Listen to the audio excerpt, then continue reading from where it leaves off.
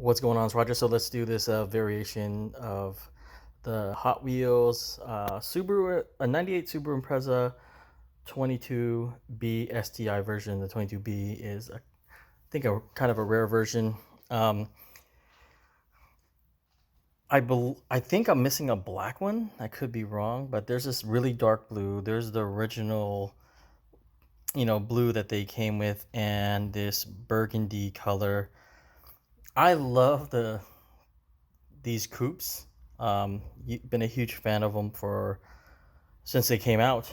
But I just feel like I'll probably stop getting. I think I passed up one that was a Real Riders or something like that.